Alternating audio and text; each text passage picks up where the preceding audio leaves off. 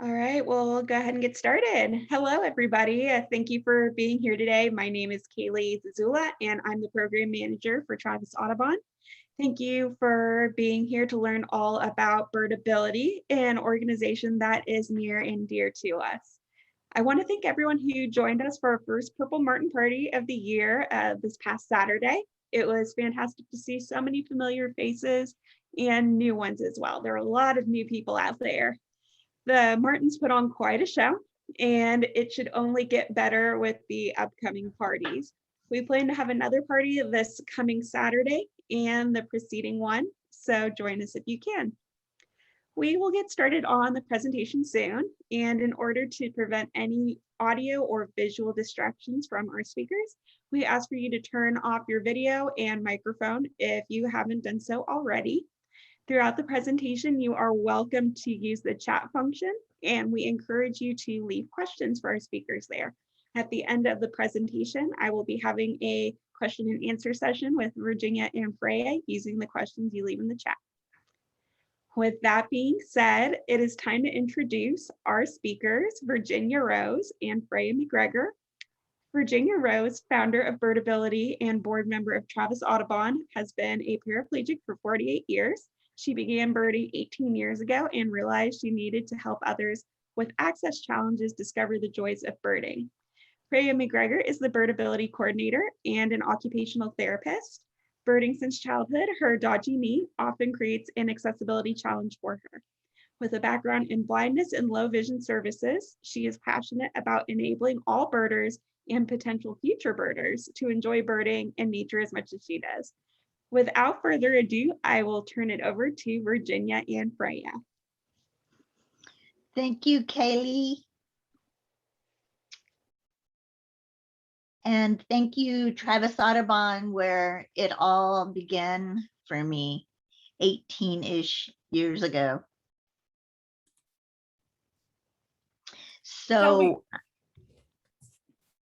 go ahead. I was just going to say, I should share my screen right now. Hi, everyone. I'm Freya. Yes, you should. Thank you. There we go. All right. Thank you. All right. So again, thank you, Travis Audubon, for helping launch me into birding, which then became something like Birdability and has become sort of a nationwide and actually international entity. Freya already introduced me, so rather than repeat all that information, I would just say that we are thankful for everybody tuning in today. And I'm going to just go ahead and introduce Freya. She is my partner extraordinaire and everything else. So everybody, this is Freya.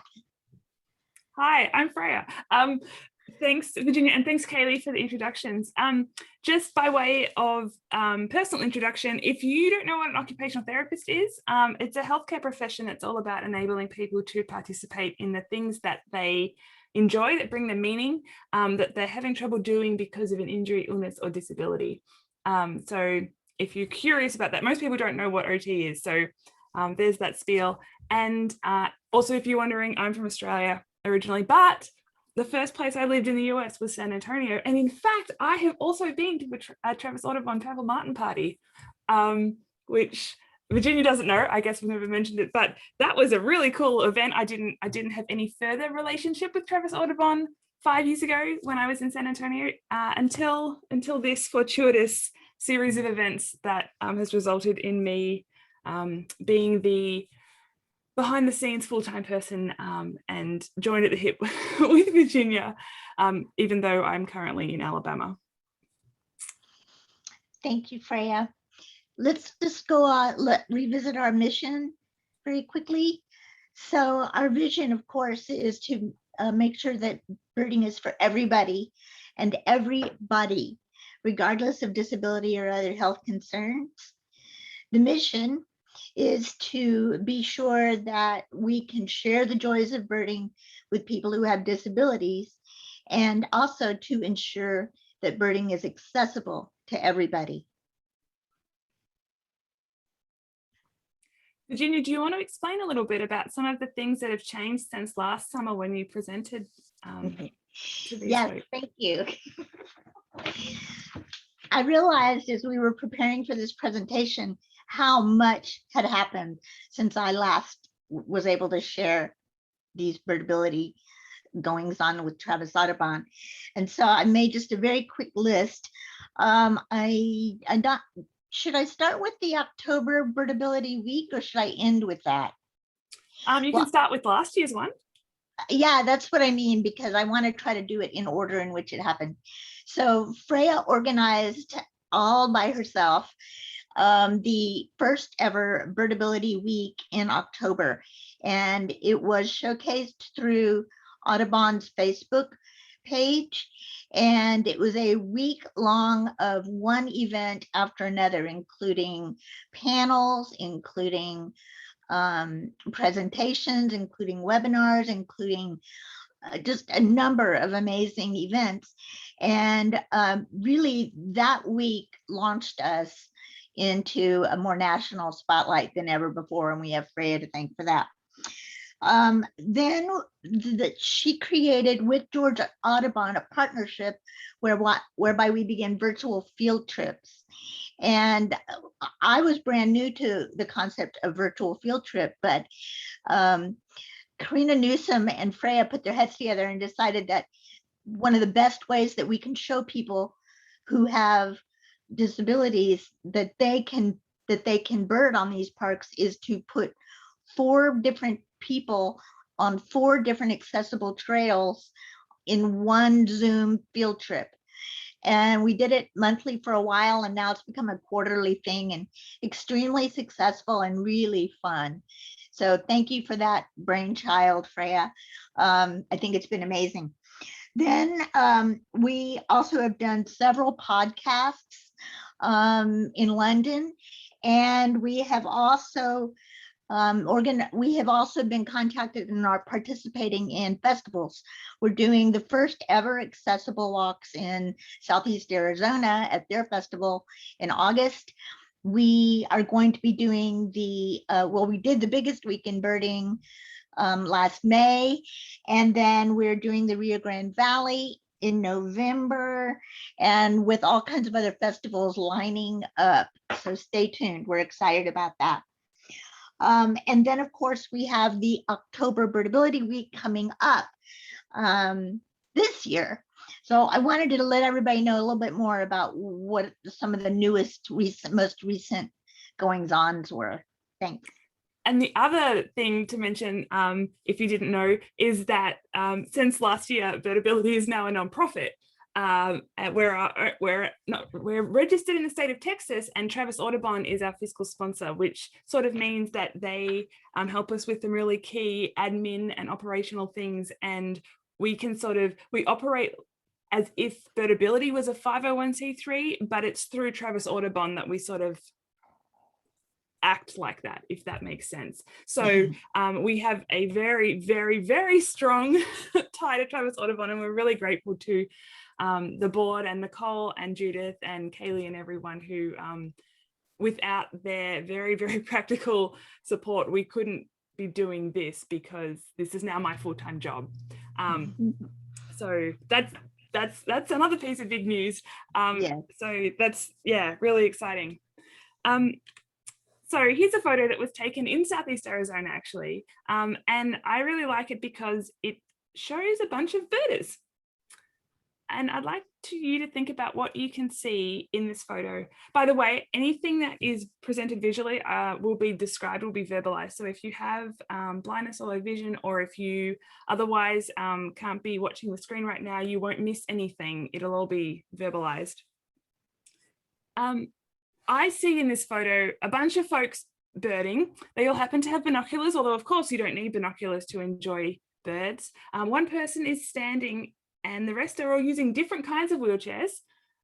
They appear to be on an accessible trail. It's flat and it's wide and it's paved, so that's a good start. And there's someone standing who, it's worth noting, disabilities and other health concerns aren't always visible. So I just really enjoy this photo because it's quite fun. And so Birdability as a nonprofit, through education, outreach and advocacy, we work to ensure the birding community and the outdoors are welcoming, inclusive, safe and accessible for everybody. We focus on people with mobility challenges, which is where Virginia started, but then I came along and had big ideas. Blindness and or low vision, chronic illness, intellectual or developmental disabilities, mental illness, and those who are neurodivergent, deaf or hard of hearing, or who have other health concerns. And so, even though these are the folks we focus on, inherently our work can benefit parents with strollers. That's a mobility challenge, or expecting mothers, grandparents with toddlers, older people who are just slowing down, people with new medical diagnoses, folks with dodgy knees. I have one of those. I have a dodgy knee. It's undiagnosed. There's something funky about it. It's been like that for the last 2 years, and it really impacts my ability to go birding the way I used to and the way I would like to. So although I don't necessarily identify as having a disability, I definitely have an accessibility challenge. And it's really important to know that while we're talking about all these different people, if you don't sort of see yourself in any of these categories, you're not excluded from this. This is our future selves. And Virginia and I talk often about how when we're 95, we want to still be able to go birding. And so the work that we do, that Birdability does now, will hopefully enable that to be a possibility. So don't think about this as a group that is not you, because like a lumpet, we're all included in this. So this is really important. Thanks, Freya. And of course, in addition to current birders, we are very interested in introducing birding to people with disabilities and other health concerns who don't know they're birders yet. So they too can experience the joy of birding that I experienced, and that really made me want to start Birdability. So these are people that we can find in various support groups, such as spinal cord injuries, amputations, multiple sclerosis, and stroke survivors. These are veterans. These are bird festivals, and we are slowly but surely advancing our goals on the bird festivals. Definitely interested in approaching kids' disabled camps, centers for independent living, schools for the deaf and blind, rehabilitation hospitals, Easter seals, and assisted living centers. Finally, we want to get scouting and 4-H groups involved, if not in order to help those members who may have an access challenge, but to have them provide service opportunities for accessibility. Because birding is for everybody and everybody. Yay! Hey. So you probably know much of this already, but just in case, there's a few things that we know that are important in relation to why we are doing what we're doing. One is that we know that time spent in nature is good for us. There's a growing body of scientific evidence that supports this. We know that it helps decrease stress. It helps increase a feeling of comfort and control about the world around us. It helps increase attentional capacity, which is like how much you can concentrate on something at any one time. And a lot of people just sort of know this. They know that if they go to the woods or sit on their back deck or whatever it is, they feel better and more relaxed afterwards. We know that birds can be the gateway for this because they are found all over the place, even in really busy cities. They have beautiful colors. They're really visually appealing. They sing all kinds of songs. They're really interesting from that perspective, and they can fly. And we know that birding, at least 21 years ago, was the fastest growing leisure activity in the US that included 85 million Americans. And that number has only grown significantly in the last 18 months when people have been at home noticing things outside their windows and perhaps being a little maybe envious of those birds' freedom that people during the pandemic haven't necessarily experienced themselves. We also know that birding has the potential to be inclusive and accessible. And we're going to talk about a bit more about that shortly. We also know that 1 in 4 Americans has a disability. That's not a small number, including 20 million people who have a mobility challenge of some kind and 7 million who are blind or have low vision. And if you're curious or a little confused, low vision sounds really vague in regular English, but it's actually a really, like, it's a clinical phrase. My background is as an occupational therapist is in blindness and low vision services. And basically it's the point at which you have some functional vision, but glasses don't help anymore. That's what low vision is. And again, don't forget, this is about our future selves. I realized after some time that when I was out birding, either alone or with a group, that I was happier than I'd ever been. And I realized, sort of with a start, that I was becoming exactly the person I wanted to be. And I know that all of us have had a similar experience in nature, and I just wanted to tap into that and make sure that everyone had an opportunity to discover their best selves, like I did. So Virginia, we better just fly through this really quickly because I'm watching the time, and I know some of these folks may be familiar with this from your presentation last year. Right. Right. So I started with the difficulties. The difficulties were in the parking right from the gates and bathrooms and steps and curbs, railings, mud and sand, cattle guards, cactus vines, and cow patties. Some of you may have been with me wheeling through pastures, going after mountain plovers and finding cow patties on your boots, and I'm finding them in my hands. Eesh. And of course, all of these things end up being barriers to my ability to enjoy that experience independently. But in the end, we realize that difficulty and uncertainty lead to empowerment and joy.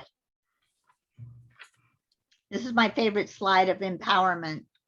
It's a great example of how when we set our minds to being able to do something, we go out, we figure it out, and we have a wonderful feeling of empowerment afterward. And while we've got the slide up, if you haven't been birding with Virginia, you may not have seen her van. There's that ramp that comes out on the side. This is why you may have noticed in some public places there might be accessible parking spaces, and there's van accessible parking spaces. And those van accessible spaces have that sort of diagonally hashed out aisle next to them so that the ramp can come out somewhere, and so that nobody else parks that van in, because of course someone like Virginia couldn't get out of their van if they can't deploy the ramp and have enough space to get onto it, and vice versa. They can't leave the place if they can't get onto their ramp. So please never park in an accessible parking space if you don't have the kind of whatever is the placard or the license plate or whatever it is you need in that area to do that legally. And please never park in the aisles of van accessible parking spaces, motorbikes included, because that's not a parking space, and that really can really ruin someone's day badly. Yes. All right, so then we discover the joys, and I know that I'm probably preaching to the choir with these. I know all of you recognize these joys, but I thought it was important to enumerate them. So first of all, birding provides for us a lifelong learning situation, and who doesn't need and want that? It also provides amazing friendships. And you know, again, it all started for me with Travis Audubon. Everybody being so welcoming and so inclusive and never saying no to me. The travel that comes along with birding is just an amazing benefit. The physical health, I know that I am stronger, that I am more confident, that I am more physically able after spending more time birding outside. The confidence, as I said. The independence I experienced, being able to bird anywhere and figuring out how to do it. The community, amazing community here through Travis Audubon. They have accepted me on every level. That's something we can all only hope for. Thank you. And then a lifelong purpose. Again, who is not looking for a lifelong purpose? And finally, the birds, of course, and all of that equals empowerment. Virginia, I'm thinking we might fast forward through this one too, just because if folks saw your presentation last year, they might be pretty familiar with how we end up here. Yeah. Oh, shall we just go through them really, really quick? Sure. Just in case someone hasn't seen it.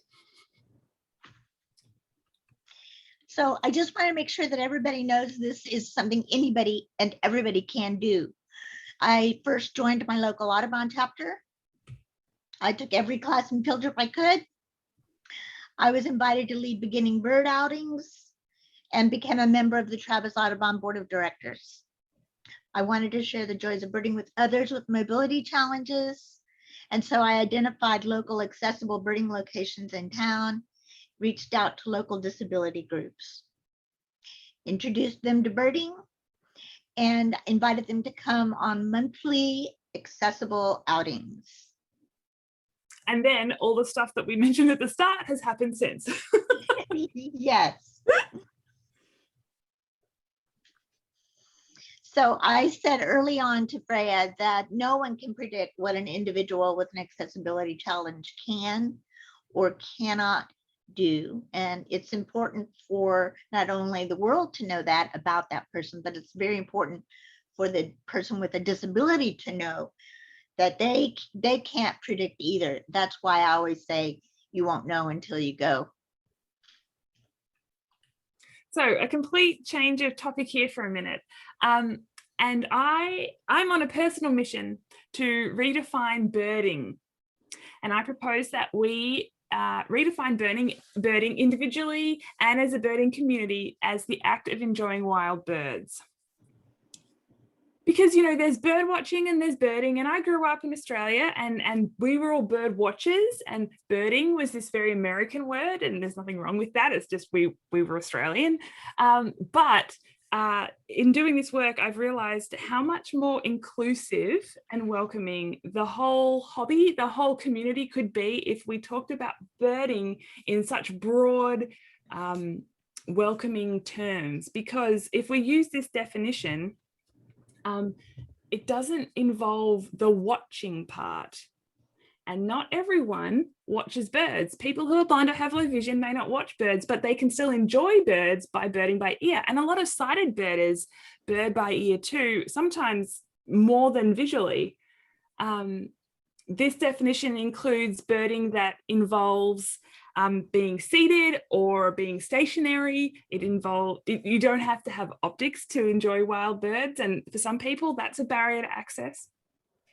You don't even need to know what they're called with this definition. It doesn't matter if you know what that bird's called for you to enjoy it. And even if you only know the names of 5 birds, if you're enjoying wild birds, according to this definition, you're a birder. So there's my proposal. Take it or leave it. But at Birdability, we talk about birding and birders to include anyone who enjoys wild birds, because it may just be the difference between someone wanting to engage with us and come birding or not really knowing if they're welcome or not. So while we're redefining birding, as I said, everyone's welcome to identify however you like, and you get to make that choice. So I'm not telling you for you, I'm just telling you what we do, and you can take it or leave it. But we don't talk about bird watchers, we talk about birders. And Virginia can use whatever language she wants to use, but I don't talk about bird walks in case folks who don't walk or can't walk or can only walk a little bit don't feel like they would be welcome to participate. So I don't talk about bird walks. I talk about bird outings or field trips, because you don't have to be able to walk necessarily to come.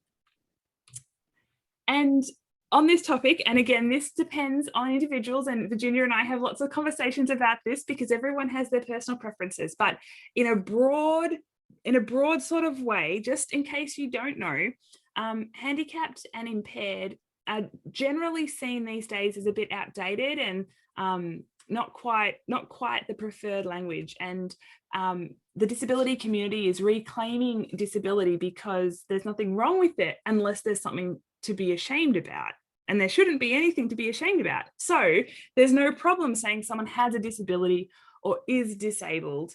It's just a fact, and there's nothing wrong with that. Of course, different people will have different personal preferences, and it's important that you acknowledge their preferences.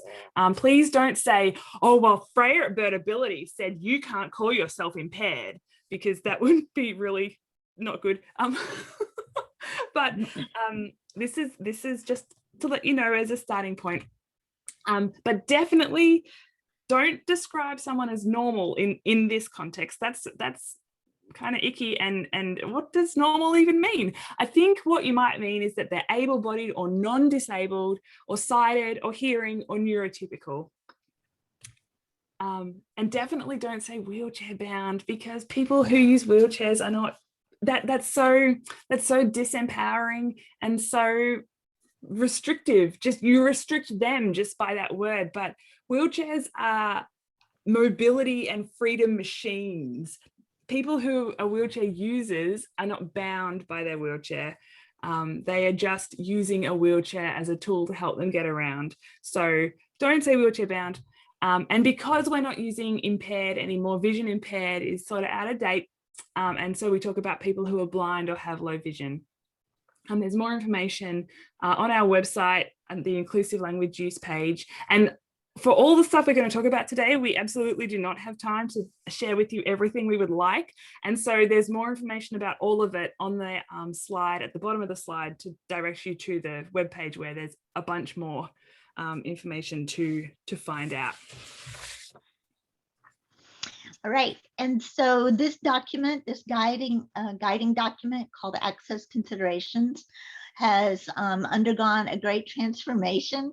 In the last 3 years, I began with 9 access considerations, and then Freya entered the picture with all these other people, all these other populations, and now we have 19 access considerations. And again, I invite you to look at those in detail. You can see them not only on our guidance documents, but also on the Birdability map, where people, anybody, is able to get on the map and make decisions about the accommodations that they see at any site. So as Freya already said, we're looking for van spaces that have an 8-foot passenger side clearance. And if there's not a place like this for me to park, then I usually park across 2 spaces, and I use a cone to indicate to others why I have done that. So that's a fix if you're not able to find one of these. All right, and then Freya has helped me understand the importance of getting trail information ahead of time, particularly for people who have access challenges. One of her favorite places is the Mammoth. Is this from Mammoth? Mm-hmm. Yeah, the Echo River Spring Trail. And she just has shown me how great it is that it has all these features. It features the length of the trail. It features the surface, and you can see they've listed it there: concrete, wood deck, or unpaved. The width of the trail, and the grade, and the cross slope. And I know those terms seem a little intimidating initially, but we are working on making them more accessible for you. Right. Right. So especially being able to access this information ahead of time, so you can make a good decision about when and where or if to go. Go ahead, Freya. Sorry, I was just going to say the gradient, or the grade, is just the steepness, and the cross slope is like how much of an angle you're on as you're traveling down the trail, which may not be relevant to many walking folks, but if you're using a mobility device and you're on a really sudden angle, it can be a real safety concern, as well as just uncomfortable and awkward. So that's why that information is relevant. All right, and then of course bathroom accessibility is paramount. And sometimes people who put together the accessible bathrooms don't think about the ways in which the doors need to open and the ways in which a person who's seated can access the unit. There's all kinds of dimensions about bathrooms on our access consideration sheet, specific dimensions, including mirrors and hat hooks and sinks and soap, and whether or not I can reach the toilet paper. Also, if you're ever involved in anything outside that involves renting a portaloo, you know, you can get sort of the standard size portaloos and you can get accessible portaloos. And if you're only going to have one, please get the accessible portaloo, because anybody can use that. Even if you don't think someone who's going to be coming will need it.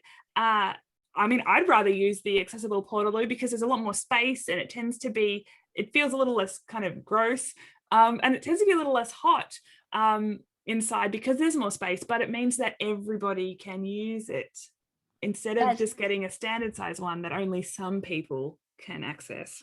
And we all know that walking people would rather take the ramps and would rather take the elevators and would rather take the handicap bathroom stalls.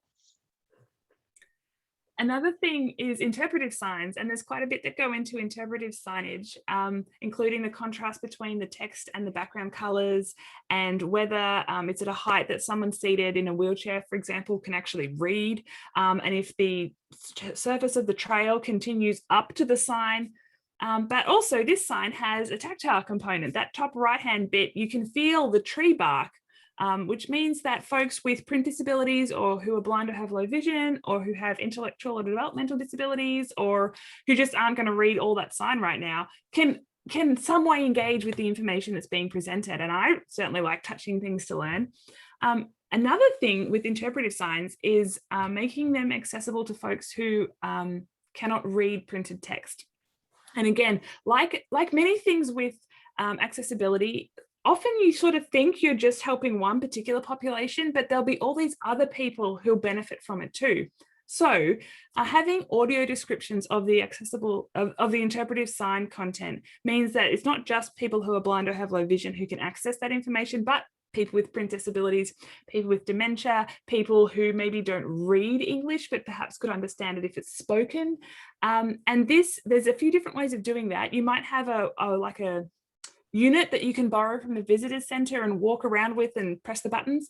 You might have a QR code on the sign that someone could scan with their phone and listen to. But at this location, the visitors center is a couple of miles away from this trailhead, and there is zero reception at Mammoth Cave National Park in Kentucky. So neither of those strategies work. So they have this column on the right that's solar powered.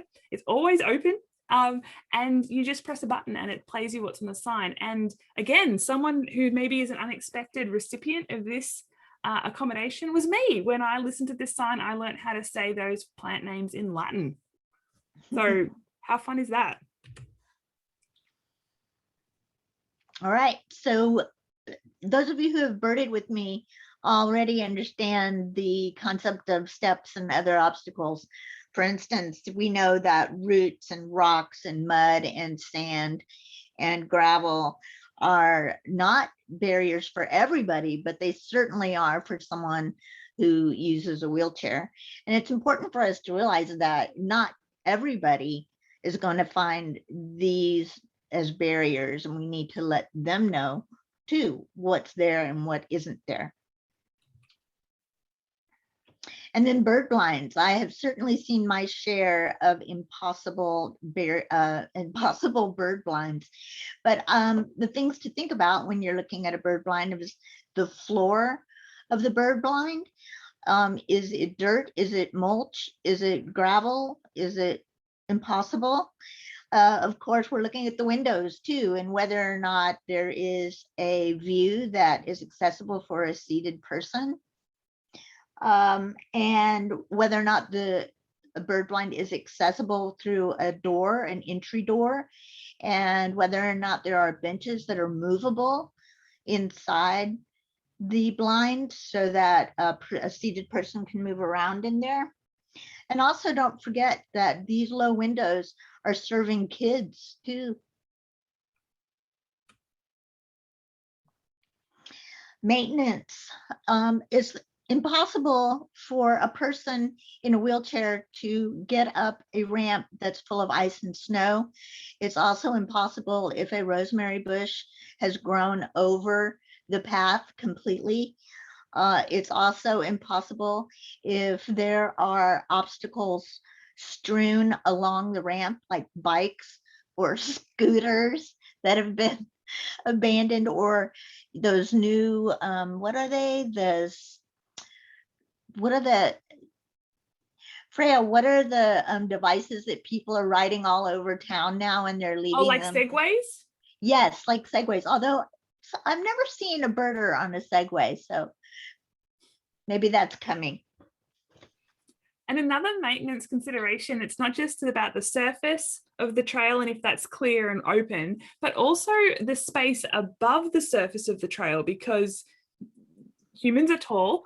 And so if there's trees and branches and tree trunks that come across the top of the trail that someone might walk into, if you're sighted, you probably would just avoid it without thinking. But if you're totally blind or have low vision, clocking your head on branches is really not a fun thing to do. So that's part of it as well. And then railings, as you know, as I said, many of you have birded with me when I've encountered railings. They make it impossible for me to view, but look how fabulous these viewing sections are of this particular railing, not only for seated people who are going to have a chance to see right down into, you know, the foliage and the ground that's beneath them, but also, again, for kids who are trying to get a good look at the birds, and also for the people seated in the bench that you see there at the back of the patio. Just being more aware of the ways in which seated people can view the areas outside of the patio there, or the railings. And in case you're wondering, because the first time I walked past this, I thought something terrible had happened to this location. It's actually plexiglass. It's really thick, clear plexiglass. So they haven't just reduced the barrier to as small as possible. They've completely removed that visual obstruction while maintaining the safety barrier. Of course, we don't want people falling off cliffs, but and certainly as someone with a dodgy knee, benches are a huge benefit to me when I'm having a bad day with my knee on trails, and being able to see the whole view from the bench is always appreciated. All right, and so I know we're going to try to blow through this fast, right, Freya? So this is my early and admittedly selfish dream about getting a birdability map. I have wanted for years to be able to get in my car and identify on a road trip where the accessible birding sites are on my journeys, and I never really was able to do that.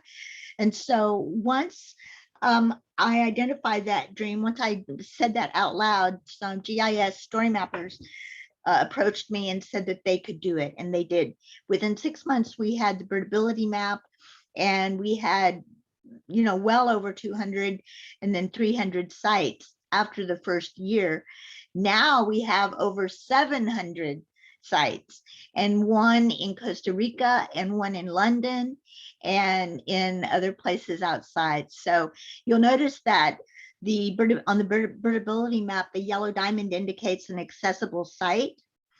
And in order to submit a site, you simply go through and read the survey and just answer the questions that are available. And you don't need to know any specifics really about certain disabilities. That's the beauty of the survey, is anybody can look at the site and look at the review and answer the questions and complete it fairly quickly. We also have created a printable site review such that you can take it with you on the journeys and complete it, and then return home in order to do the online. Are we there yet? So stand by, give me another week and a half, and that printable checklist will be available. This has been a monster project with quite a lot of coordination. National Audubon hosts the Birdability map, and we work together on it, and there's all these bits that are going into it. The new site review is going to be even more broad and thorough to to include all these different access challenges and the printable checklist in case you want a paper copy when you're out there. But yeah, it's not up yet. Give me a week and a half. It'll be up by the start of August. No, it's exciting to know about. We're so close to launching it. And what's really exciting about it is that I am not going to be asked to go to all the accessible parks in the country and let you know whether or not it's accessible. My mom told me I cannot do that, that's not a possible thing. So what's great then is that you will go to the site review, you will complete it, and then Freya, can you show us what it looks like afterward? Yeah, so there it is. That is the information that you will see after a site has been submitted as an accessible trail. And all the information you need is right there on the survey.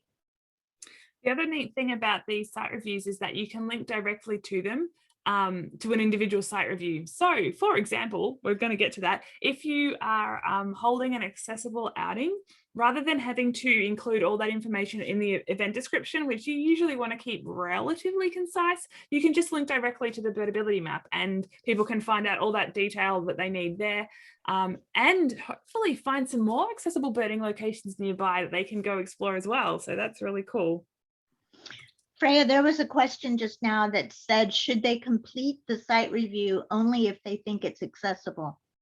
Yeah, so very vague. The guidance is that if it's a reasonably accessible birding location, please submit that to the Birdability map. Not very few sites. Mammoth Cave does a fabulous job on that trail, but very few sites are really like completely 1000% accessible. So if we had that criteria, we'd have like 3 things pinned on the map, which doesn't really help anybody. So, and because there's so many different types of folks who have different kinds of access challenges, for example, me with my dodgy knee, I don't need the trail to be paved and super wide, but I do need to know about the gradient and the distance and if there are benches. So different people have different needs. So if it's reasonably accessible, it's likely that there'll be people out there who benefit from that detailed information. So that's the rather gray zone of whether or not you should submit a birding location to the map. By the way, we want to hear about trails, we want to hear about bird blinds, we want to hear about observation platforms, and we want to hear about car birding sites too, because they're all different places you can go birding that could be a place that someone with an access challenge could go birding themselves.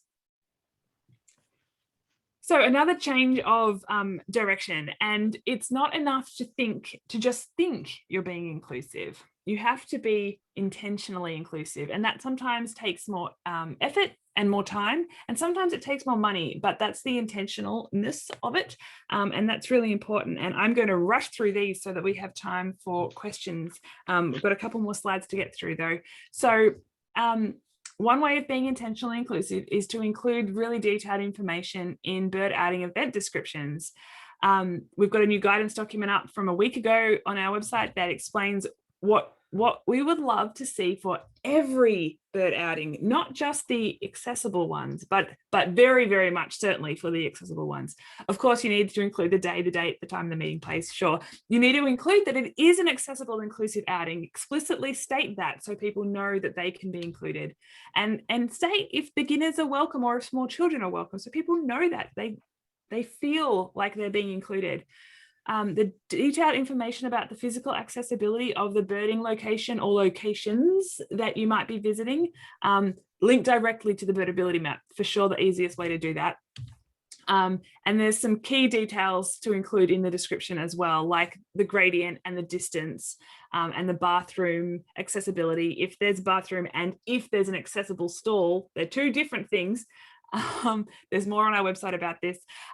If you're going to have loaner equipment available, what kind of loaner equipment? Binoculars are not the only thing you might loan out. You might have a scope that people can use. You might have a wheelchair mount for your scope like Virginia has. You might have all kinds of adaptive birding equipment. And so say what kind it is and how many of each item you have so people know. And include contact information for the outing leaders. So people can ask directly if they have a particular need or a particular question that they kind of need to know the deal of before they commit to coming along to the event. And invite them to ask you those questions and include their experience holding these outings, or if they have their own accessibility challenge, because sometimes that information will really help someone know that this outing will legitimately be catered to their needs. Welcoming and inclusive bird outing leaders and birders can do a bunch of stuff to make sure people know they're welcome and included on the outing and in the broader birding community.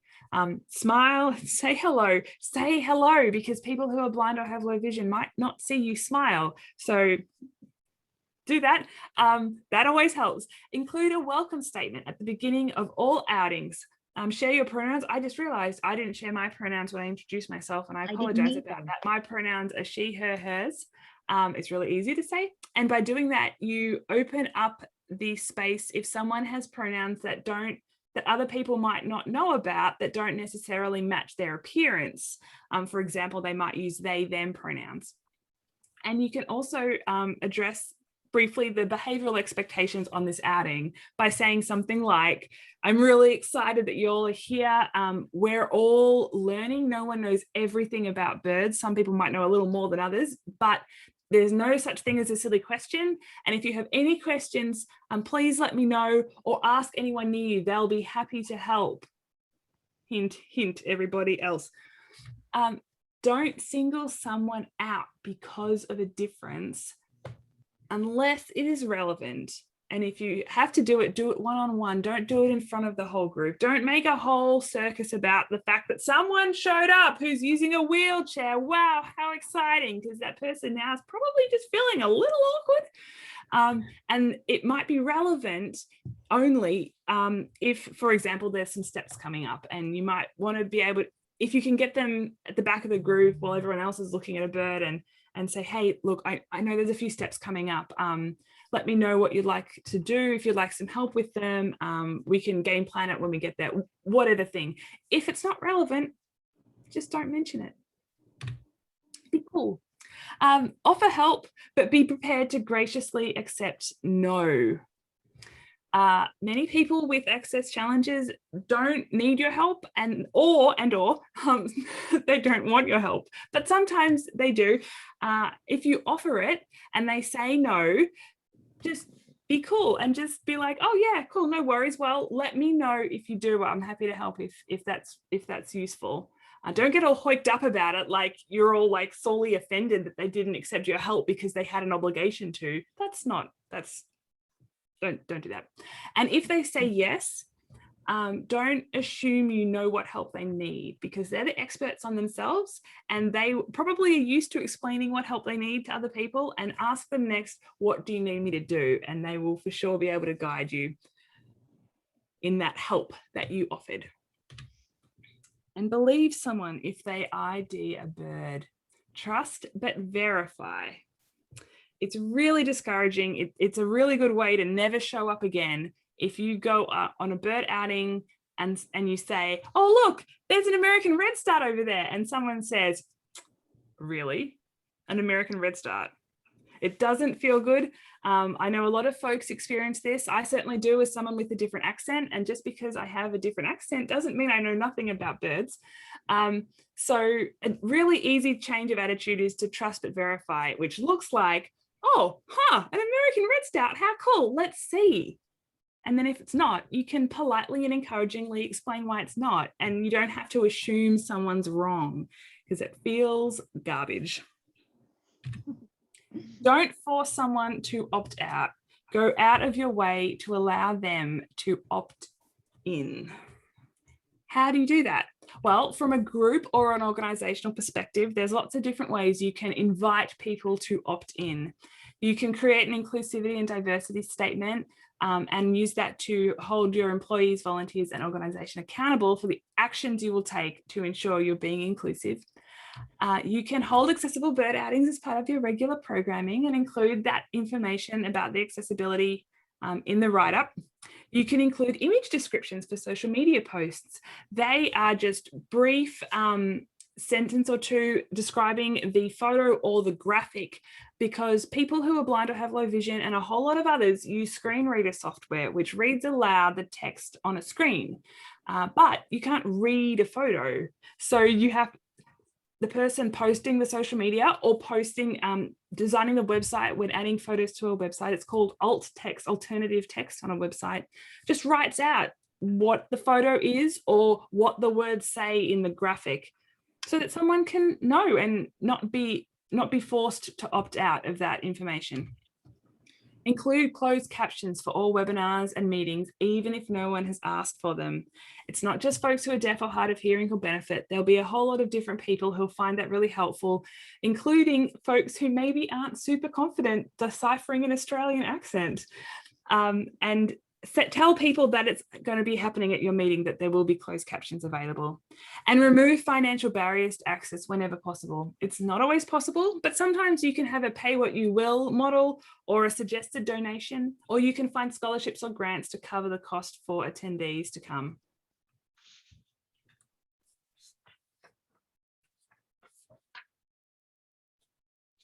Oh, whoops, sorry. And provide honorariums for speakers and consultants. This is a big one. And it can be easy to assume that someone would be more than happy to spend their free time helping you ensure that your trail is accessible or that the service you provide is inclusive, but it's not fair to expect people to do that later for you for free. And so providing an honorarium is a way to demonstrate your respect and appreciation of their invaluable knowledge or experience. And yeah, it costs money, so budget for it. It's part of the programming costs. That's all it is.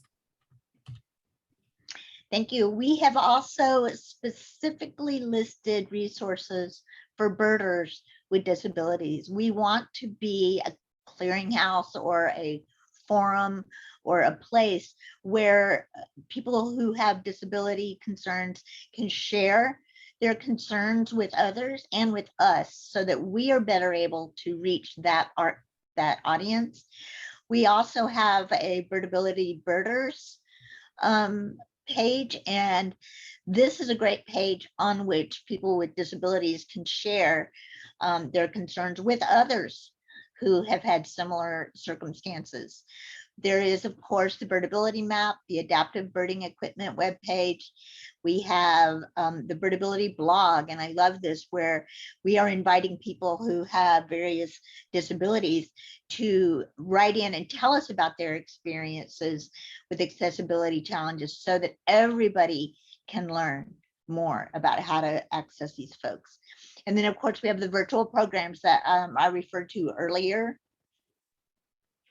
And we have lots more ideas and tips and links to blogs and websites, and there's more all the time. There's more. Every time we talk, we have another idea and we have to add it.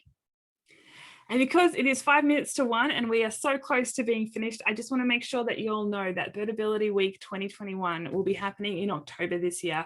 And we're really excited. Planning is underway. So stay tuned for virtual events and some in-person events. And yeah, do know that if you have to drop off soon, you're only going to miss ways to get involved and the contact details at the end. So please contribute site reviews to the Birdability map. Really easy. Really, really helpful. You can become a Birdability captain, which is the name for volunteers who are really committed to this work. You can advocate for access improvements in your community, which often works really, really well. And there's resources on our website for how to do that. Share resources with anyone who you think might benefit. That's why they're there. Sign up for our monthly newsletter to keep up to date. Follow us on Facebook, Instagram, or Twitter at Birdability, and share our posts so more people can learn, and donate to help support our work. Like every nonprofit, donations are really, really important, but as a brand spanking new nonprofit, they're really, really, really important. And so running until the end of July, we have our first fundraising campaign is the Founders Circle. And so for a significant gift, individuals and organizations and companies are being invited to be crucial at the start of the Birdability story and helping us fledge as a nonprofit. So if that sounds like you would like to help us keep going in this work, if you see any value in this work, please donate. And if you're able and are interested, there's a lot more information about the Founders Circle on our website. So please check that out, because birding is for everybody. Everybody, and everybody. Yay! Yay. My email address there is info@birdability.org. If you please send me an email if you have any questions. Just know that I'm the only one behind that inbox and running a whole lot of different things right now. So it may take a little bit of time before I get back to you. I apologize about that, but inbox overwhelm is real. And please follow us on Facebook, Instagram, and Twitter at Vertability. Thank you, Travis Audubon, for having us. And thank you, Travis Audubon, for the crucial support. We couldn't be here without you. So that's right. Thank you so much, Virginia and Freya, for joining us. I think that everybody who considers themselves a birder should listen to y'all, just talk about how to make birding more inclusive. Even, as someone who is very familiar with Birdability, just going and listening through that presentation, there were so many times where I thought, duh, like, of course, that's such an easy way to be more inclusive and make birding more accessible. Has there ever been an experience where you thought, wow, that is a really creative way that, a trail or a park is, in some way being more or making itself more accessible to people? Because there were a couple examples like, the solar powered, I forget what it's called, but being able to listen to what's on the sign. I thought that was really creative. In your experience, has there been anything like that where you thought, wow, I've never seen that before? That's really neat. Mm-hmm. Virginia, do you want to go first? No. Yeah, well, that sort of tower, the solar powered audio recording, really cool. I thought that was really awesome. That place, the bird blind photo that we shared, that's in northern Alabama at a big national wildlife refuge where there's all these overwintering sandhill cranes, and they have an observation building which is amazingly accessible. It is fabulous. And because of COVID, they closed it down and they built that sort of temporary blind so folks could see these like tens of thousands of sandhill cranes out there. But they opened it up for me because we had a virtual field trip there, and they let me come into the building to show everyone around, like on my phone. And so it has, those buttons that some public buildings have where you hit it and the doors open magically, so that people, for example, who are wheelchair users don't have to struggle with maneuvering through a door. They had that, they were there. The door space was really wide. It was air conditioned, which, yeah, okay, it's nice and comfy, but also some folks who have difficulties with their body temperature regulation, that's really important. So it was air conditioned. There was lots of circulation space. And then they had, the windows were a wall of glass. There was no concern about the height of the window or if there was any visual obstruction. And they had a scope that was permanently mounted at the height of a standing person, and they had a scope that was permanently mounted at the height of a seated person. So someone in a wheelchair could roll up and see instead of not being able to reach. And I was just blown away by all of that. I thought that was pretty fantastic. So there's lots of ways to do it. And there's lots of ways to do it that aren't quite right, but there's also lots of ways to do it that are really cool. Mm-hmm. Yeah, I think I am seeing people more and more often use less wood on the railings and more of those like wire cables that either are vertically strung or strung horizontally, so that all of that space then becomes a viewing space. And again, not just for a seated person, but for kids. Yeah, that was definitely one of those things that I realized, like, duh, of course, that's an easy way to make, being able to see more accessible, just not having just a solid wood barrier. And one of the questions that we got, which I think y'all explained a little bit earlier in the presentation, but someone noticed that there are a few sites in Minnesota. Are those considered accessible, or are they potentially accessible and need to be reviewed? I was just replying to that in the chat. So yeah, if it's been pinned to the Birdability map, it's already been reviewed, but things change and people at the moment, we haven't got the ability for folks to edit site reviews, but you can email me and I can go in the back and edit stuff. So if you find something massive has changed, or even minor but potentially really significant, so therefore massive, please let me know, and it'll be a great thing to update. Also, because we're about to release this whole new site review that goes into a lot more detail with the different kinds of questions, basically every site that's pinned right now will be kind of incomplete, because there's all these questions that people just didn't know they could have answered. They weren't available then, but they will be in a week and a half. So therefore, the answer is yes. Give us a couple of weeks, and then all the sites that you see on the map probably are in need of a revision or an update to their site review. So that would be really, really helpful. And then just go and explore, and you'll find other places that haven't ever been reviewed, and that's really helpful too. And also, we encourage you to use the comment box. There's a comment box in the survey that allows for a little more subjectivity, just because I definitely wanted this map to be sensitive and truly responsive to all of the people who are submitting the reviews. And I have a question for y'all. Do you know the exact dates yet for Vertability week in October? Yes, it is. I'm looking up here at my sticky note. It is going to be Monday the 18th until Sunday the 24th of October. And like last year, that will be amplified heavily through National Audubon social media and on their platforms, so as well as on ours. So stand by for that. And we hope to have a lot of other events going on throughout October by Audubon chapters and others around accessibility and inclusion in birding in the outdoors. So get excited, stand by, and sign up for our newsletter, so that once we have more resources and tools about that particular thing, you'll know from our newsletter when they're available. All right, well, thank you so much, Freya and Virginia, for joining us today and for just a really thorough, thoughtful presentation. I've learned a lot, and it's just been a pleasure listening to y'all. Thank you, Kaylee. Yeah, thanks everyone for coming. And my email address, or there's a contact us form on the website that goes straight to my inbox. So please let us know. But stand by for an answer. If it takes me a minute, I'll get there. I apologize. And thanks for coming. Thanks for listening. Absolutely. Y'all have a great day. And thank you everybody for tuning in. Thank you. All right. Bye-bye, everyone.